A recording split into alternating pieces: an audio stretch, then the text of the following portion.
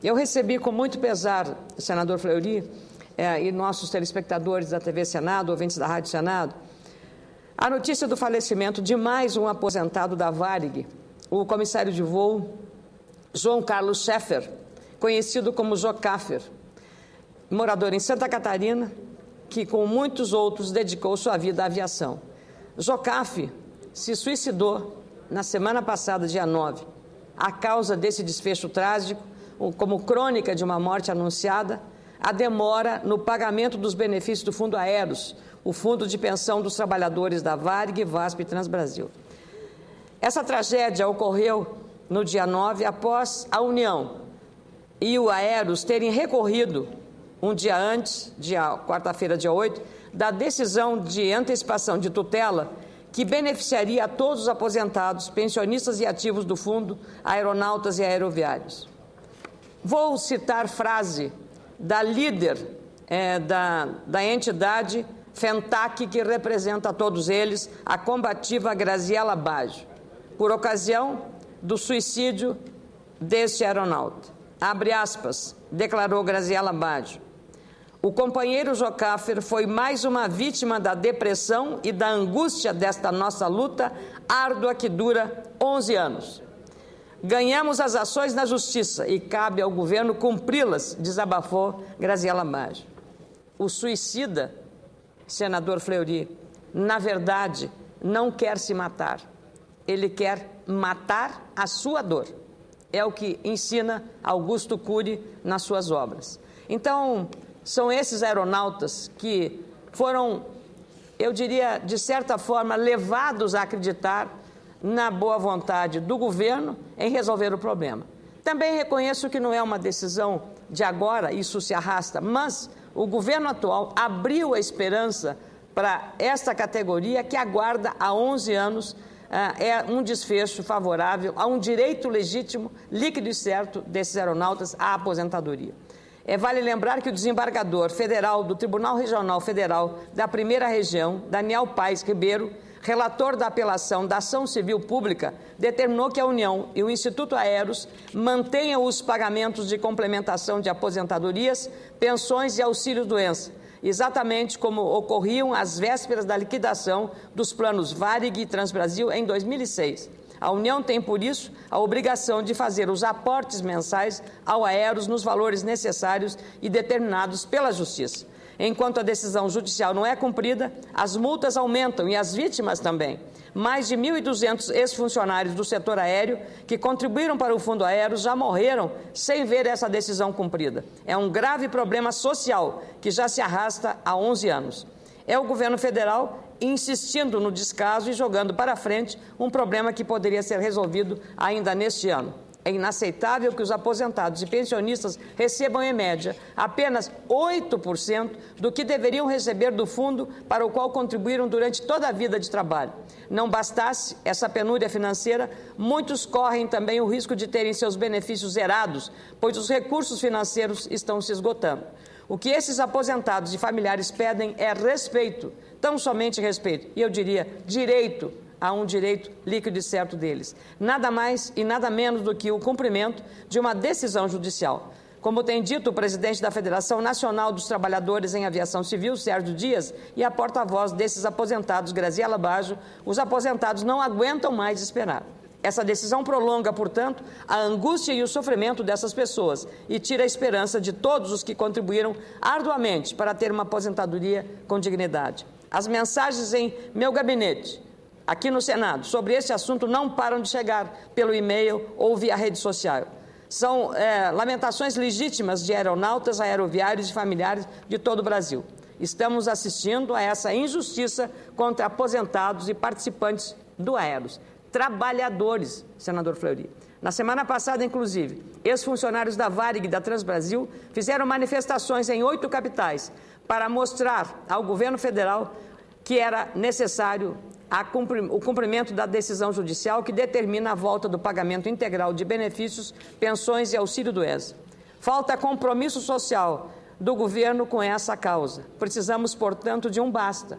Chega de ações protelatórias que só fragilizam ainda mais esses aposentados e seus familiares, vítimas de graves erros das gestões equivocadas e irresponsáveis dos fundos previdenciários em estatais. E havia uma Secretaria de Previdência Complementar que era responsável pela fiscalização desses fundos. E ela, portanto, o erro na avaliação e na fiscalização é que deve ser responsabilidade da União nesse processo e, portanto, pagar. Podem justificar que não se pode justificar essa prolongada decisão judicial, não é do atual governo, mas ele abriu a perspectiva de resolver o problema, com promessas que não se confirmaram. E aí reside o aumento da dor desses aposentados. Eu queria, então, ao fazer esse registro aqui, com tantas coisas graves acontecendo no país, mas mais do que a morte de uma pessoa, no desespero, é impossível que não nos sensibilizemos pela dor desses milhares de aeronautas que continuam lutando. E eu queria também falar do Elson Zingano, que permanentemente mostra a realidade do que estão vivendo. Queria também, não vou falar da Petrobras não, senador, não vou falar, porque o governo não gosta que se fale dos problemas, não gosta. Então eu vou falar de uma questão aqui que está criando um problema grave para o país. Eu queria só uma parte, que eu acabo de receber do meu gabinete, pelo erro que cometi do nome. E já várias pessoas desse país ligaram ao meu gabinete, corrigindo. Isso mostra o nome da senhora, senadora Ana Amélia, nesse país. Cometi pela segunda vez, corrigi, mas meu gabinete acaba de me passar que não só o povo de Goiás, mas o povo do Brasil entrou em contato hoje pela informática, que é tão grande, e está chegando muita mensagem corrigindo esse equívoco. Mas o que é mais importante é o nome da senhora, o trabalho que a senhora prestou durante todo esse tempo e que presta aos produtores desse país, que eu sempre falo, porque sou um homem do campo. Vejo a senhora até hoje como a jornalista da TV, do Canal Rural, e aqui estou aprendendo dia a dia como a senadora guerreira a todos os assuntos desse país. Ao falar que não vai falar da Petrobras, o povo está sabendo. Deve perder hoje uma parte, que a senhora tem muito conhecimento e condições de falar com muita precisão de tudo o que acontece na Petrobras desse país. Muito obrigada, senador Fleury. E o que aconteceu no seu gabinete foi um fato positivo, porque isso testa a grande audiência que a TV Senado e a Rádio Senado têm no Brasil inteiro. Então, eu queria aproveitar este fato registrado por Vossa Excelência, dos telefonemas e das comunicações pela internet ou pelas redes sociais do seu gabinete, sobre a troca de nome. É usual. A senadora Ana Rita, que é do PT do Espírito Santo, às vezes chamam a senadora Ana Rita de Ana Amélia e a mim de Ana Rita. Então, eu já estou um pouco habituada com isso, mas é normal. E eu fico muito feliz, queria cumprimentar a TV Senado, a Rádio Senado, pela eficiência e a qualidade do serviço que prestam a boa comunicação, com isenção e com responsabilidade. Então, este fato que aconteceu no seu gabinete, com um lapso apenas, não é isso uma coisa grave, isso acontece, né? E eu lhe agradeço muito a sua generosa referência, mas isso não altera em nenhum pouco os nossos conteúdos. Continuaremos nos respeitando e nos admirando pelo que fazemos, senador Fleury.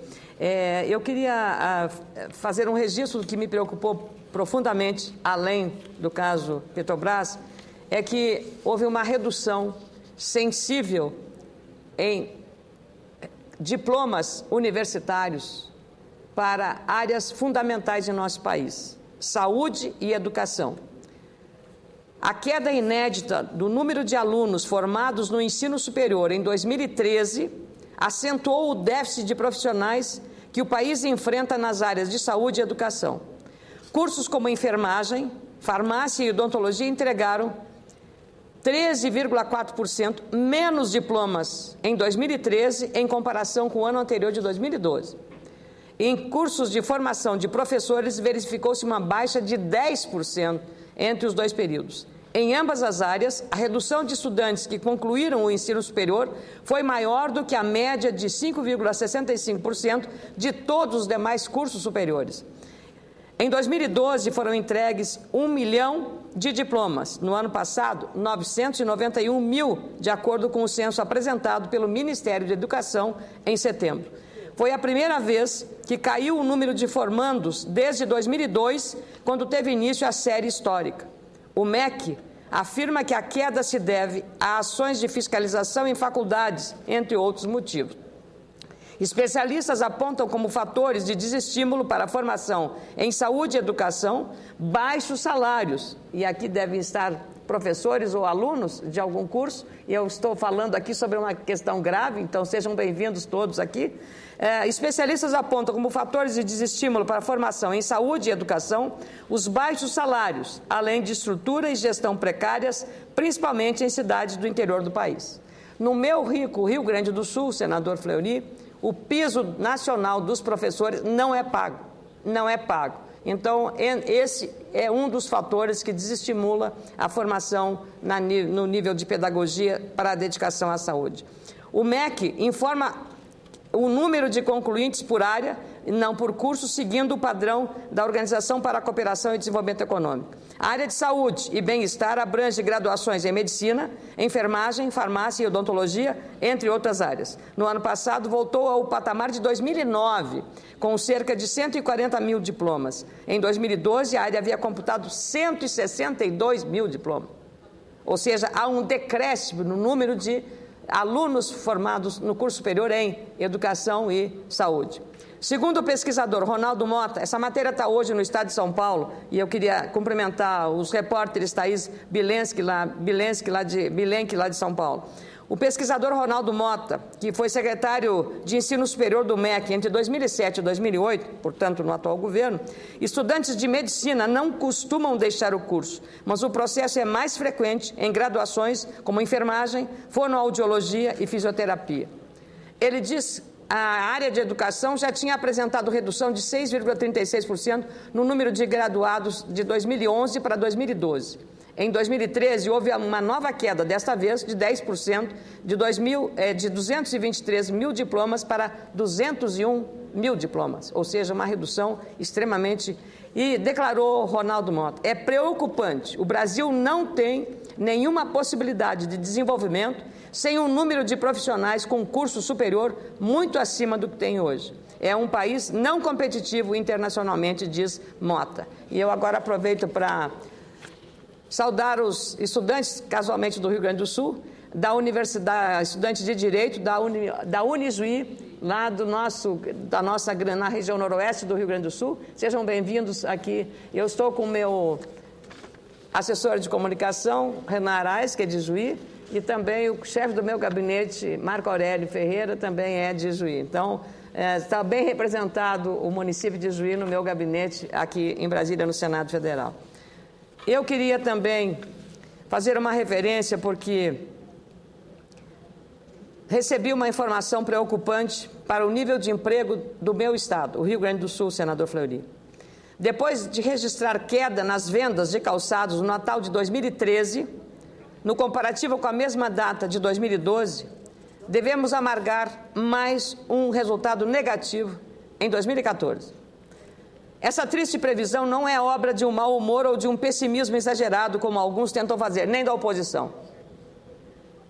É obra dos números, escreveu Heitor Klein, presidente da Bicalçados, que é a entidade que representa toda a indústria calçadista do nosso país.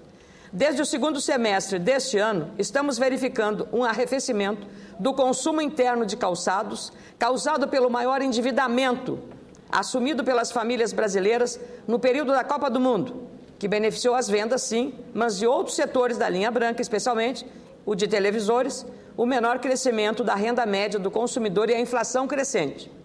São números, não é um discurso político de oposição e governo. Número, a economia. Ainda de braços dados com a lógica dos números, registramos queda nas vendas de calçados da ordem de 4,4% em julho. A sequência de registros negativos no segundo semestre já acumula queda de 1,3% nas vendas no comparativo com o igual período de 2013, ano que, diga-se, já não foi dos melhores. O resultado de menor demanda no varejo é uma queda na produção física de calçados, que já está em 6% no acumulado entre janeiro e agosto, sempre comparando com o igual período do ano passado. Como não existe milagre, o efeito respinga no nível de emprego, que, segundo o IBGE, já está 7,7% negativo na atividade da indústria calçadista, perda de 11.400 postos desde maio. Não é pouca coisa, 11 mil postos desde maio. O Natal, que tradicionalmente proporciona impulso no nível das vendas, ainda não está surtindo efeito no varejo. Neste período do ano, já deveríamos estar registrando um aumento gradual nos pedidos de coleções de verão e até para a mais importante data do ano, o que não está acontecendo.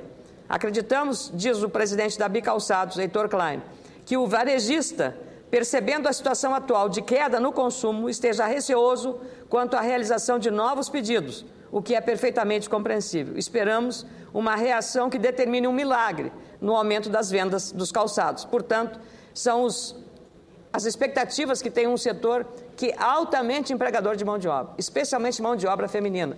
Então, por isso que eu faço questão de trazer esse tema aqui no plenário do Senado, para que haja uma preocupação maior das autoridades econômicas em relação a isso. Aliás, fico extremamente preocupada porque a Argentina, que encomendou 750 mil pares de calçados no ano passado, não respeitou o contrato feito, não respeitou. E não houve de parte do governo brasileiro um esforço mais enérgico no sentido de que a Argentina cumprisse, porque encomendaram os calçados, encomendaram a fabricação. E aí teve que desovar essa quantia de calçados no mercado interno brasileiro, porque a Argentina não cumpriu aquele acordo que havia sido feito. Que Mercosul é esse? Que falta solidariedade, em que nós tivemos o risco de perder os empregos do excesso desses calçados que tiveram que ser abrigados ou desovados no mercado interno brasileiro. Então, é lamentável que no âmbito do Mercosul não se tenha um diálogo maior com os nossos parceiros, ou criar condições de financiamento para essas compras, mas não dar o prejuízo na ponta, que é exatamente o nível de emprego para a indústria coureiro-calçadista. E para terminar, senador, eu disse que não falaria sobre a questão da Petrobras. Mas eu penso que as novas informações da Polícia Federal, publicadas hoje pelo jornal Estado de São Paulo, que comprovam um acordo entre a Petrobras e o doleiro Alberto Youssef, alvo da Operação Lava Jato, mostram o tamanho deste escândalo envolvendo a maior e mais importante e orgulhosa nós temos da nossa estatal Petrobras. Nos computadores de Youssef, alvo da Operação Lava Jato, a Polícia Federal encontrou um acordo de confidencialidade entre a Petrobras Distribuidora e a CSA Project Finance Limitada, controlada pelo doleiro e ex-deputado do partido que eu aqui represento no Rio Grande do Sul, o PP, José Janine, que morreu em 2010, e usada para lavar R$1.150.000 do mensalão. Quero lhe dizer, e dizer também à população, que quero, como senadora deste partido, que o Diretório Nacional do Partido Progressista tome as providências legais para apurar a responsabilidade e punir não só este, que já não pode mais falar, porque morreu em 2010, mas todos aqueles que sejam relacionados a este rumoroso processo. O partido não pode ser manchado com uma ação criminosa como essa, que é um assalto aos cofres da Petrobras. Temos que fazer, e a régua para o julgamento é a mesma de todos os partidos envolvidos. Não quero e não pode haver, por questão de coerência, nenhum tipo de proteção ao partido porque é meu. Não. O que está mal feito tem que ser corrigido, o que está mal feito tem que ser apurado, o que está mal feito tem que ser punido exemplarmente pelas autoridades, especialmente pelo Poder Judiciário, Ministério Público, que tem que denunciar, a Polícia Federal, que está se revelando aqui um organismo verdadeiramente republicano e atuando com independência para revelar esse escândalo que já ganha hoje o foro internacional. Para os investigadores, a minuta do acordo indicaria que Youssef e Janine envolvidos no esquema acusado de desviar recursos da obra da refinaria Abreu e Lima, em Pernambuco, também atuaram no leilão para reerguer e operar a usina termoelétrica Suape 2, em terreno ao lado da área onde, em 2008, começaria a construção da unidade petrolífera. Estima-se que mais de 10 bilhões de reais já foram movimentados em todas essas operações, em um esquema ilegal, inaceitável e obscuro. São novas provas que reforçam o envolvimento de integrantes do governo e comprometem a credibilidade de uma empresa como a Petrobras, indispensável ao desenvolvimento do setor de óleo e gás no país e no mundo. Quanto mais depoimentos são acumulados e ouvidos, mais se percebe como esse corrosivo esquema foi montado para drenar recursos da maior empresa estatal do país. Não é uma senadora de oposição que está falando, é a Polícia Federal. São os autos, são as delações premiadas de 2 envolvidos nisso. E elas são coincidentes. Um e outro, em lugares diferentes, confirmam os mesmos dados. Figuras ligadas aos partidos, no caso, já citei o meu em primeiro lugar, mas também o Partido dos Trabalhadores, muitas das quais presas por corrupção, essas figuras ligadas ao partido têm aparecido cada vez mais nessa trama montada para desviar recursos para a manutenção de um projeto de poder, quando o foco deveria ser um projeto de Estado, focado unicamente no desenvolvimento nacional e na eficiência do setor de energia. Esses graves desvios de conduta têm sido detalhadamente apontados à Justiça Federal no Paraná por Paulo Roberto Costa, ex-diretor de refino e abastecimento da Petrobras e um dos pivôs do escândalo, confirmando que uma parte do dinheiro desviado financiou as campanhas dos partidos PP, digo primeiro do meu partido, lamentavelmente, do PT e do PMDB em 2010. Não são diferentes os depoimentos. Há coincidências frequentes nessas manifestações. São detalhes e novas informações típicas de quem participou de operações danosas ao país e à Petrobras. Costa revelou, por exemplo, que de 2% a 3% dos contratos superfaturados eram desviados para atender a integrantes do partido do governo. Esse mesmo diretor informou também que várias diretorias da estatal eram do partido. No depoimento gravado, o ex-diretor Costa disse o seguinte, abre aspas, então tinha PT na diretoria de produção, gás e energia e na área de serviço. O comentário que pautava a companhia nesses casos era de 3%, iam diretamente para o PT. Não é uma senadora de oposição que está falando, é a delação premiada de uma pessoa que cometeu os crimes dentro da empresa. No caso da sua diretoria, Costa afirmou que os 3% eram repartidos entre o PP, ele e o doleiro Alberto Youssef, o outro operador do esquema. Já a diretoria internacional repassava os recursos desviados para o PMDB, segundo disseram Costa e Youssef. Costa afirmou que o contato dos diretores envolvidos nos desvios era feito diretamente com o João Vacari Neto, tesoureiro do PT. O nome de Vacari Neto foi confirmado por Youssef, que também prestou depoimento à Justiça Federal. Como foi publicado neste fim de semana no editorial do jornal Estado de São Paulo, os tentáculos do esquema não se limitavam às diretorias da Petrobras. Em 2004, declarou Youssef, os agentes políticos envolvidos no escândalo pressionaram o então presidente Luiz Inácio Lula da Silva a nomear Costa para a diretoria de refino e abastecimento, ameaçando trancar a pauta do Congresso. Na época, o presidente ficou louco e teve de ceder. Pelo menos aqui há um gesto de reação do presidente. Esse relato, se confirmado, revela como a máfia instalada na Petrobras se sentia à vontade para manipular até mesmo o presidente da República ou o Congresso em favor dos seus interesses criminosos. E essa sem cerimônia talvez se explique, diz o editorial, pelo fato de que membros proeminentes do partido, do governo, a julgar pelos depoimentos, estavam cobrando pedágio e se beneficiando da roubalheira nessa estatal que muito orgulha os brasileiros.